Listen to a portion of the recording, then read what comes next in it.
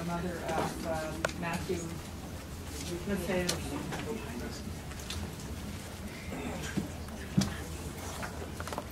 I have been in New York City 3 times since October 19, 2011, and I have noticed the presence of the NYPD.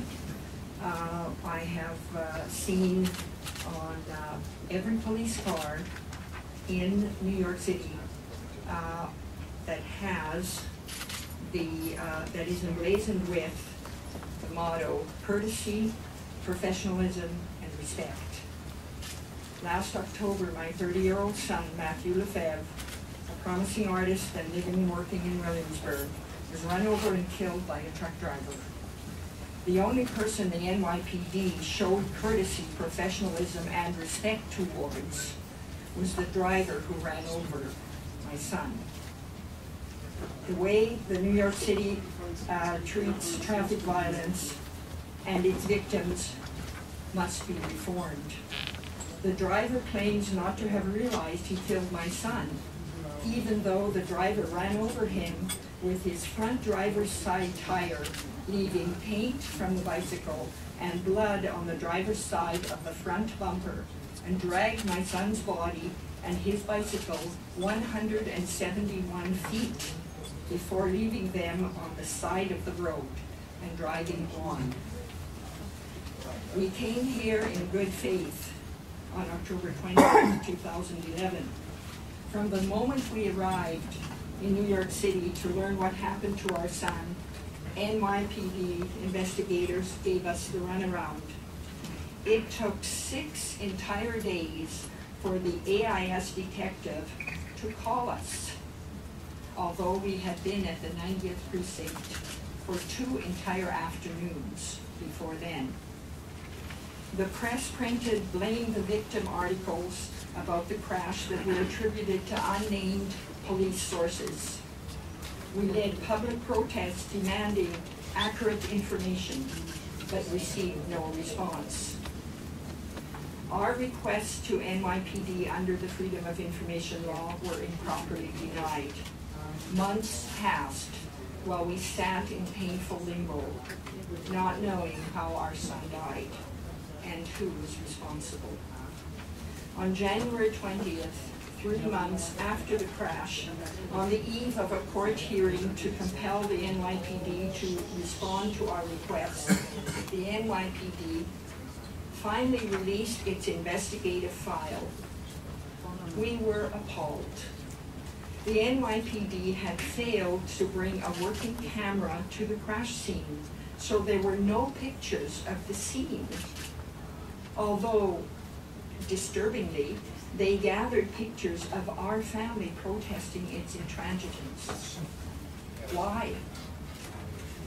They had failed to preserve critical pieces of evidence, like my son's blood and helmet.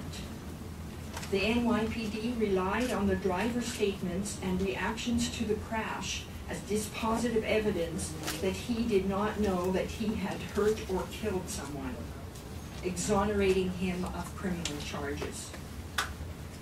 Adding insult to injury, they informed the driver of the results of the investigation immediately on January 1st, but waited 3 weeks before telling us, the victim's family. Most baffling of all, the NYPD claims their conclusion was based on a surveillance video that contradicts the very sequence of events described in the police report.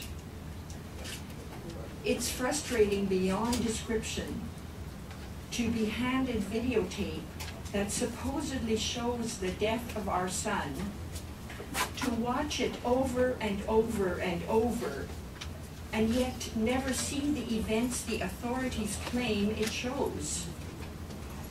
The NYPD's investigation raises more questions than it answers. Why did NYPD gather photos of me protesting at one police plaza, but gather none of the scene of the accident, of the crime?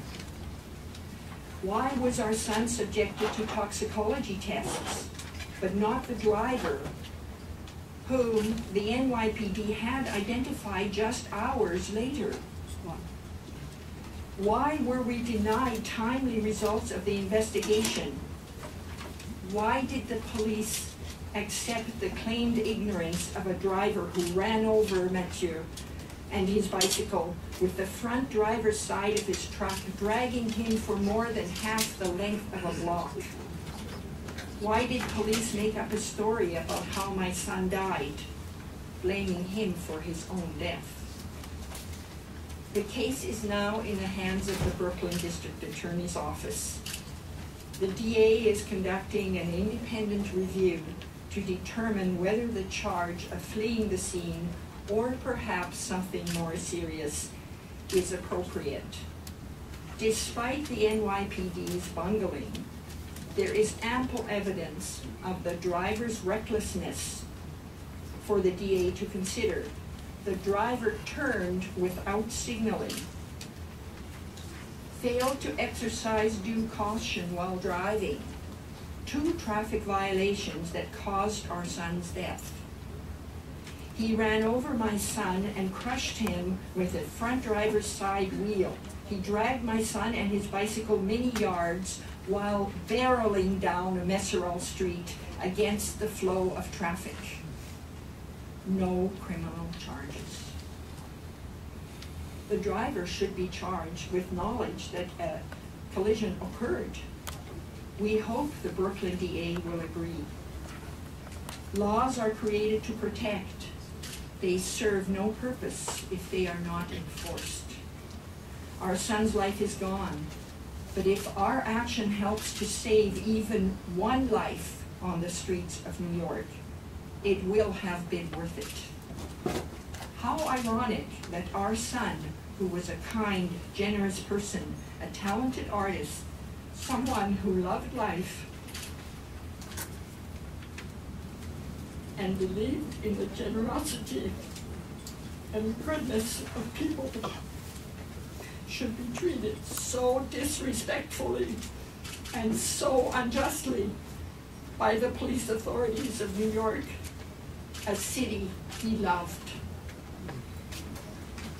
The loss of our son is devastating. Our dealings with the NYPD have made that loss even more painful.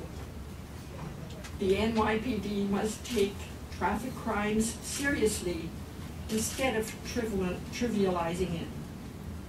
We and the families of other hundreds of people who die in New York City traffic, as we've heard today, each year, we deserve competent and unbiased investigation by the police, or put another way, courtesy, professionalism, and respect. Let us not forget that every human life is precious. Thank you.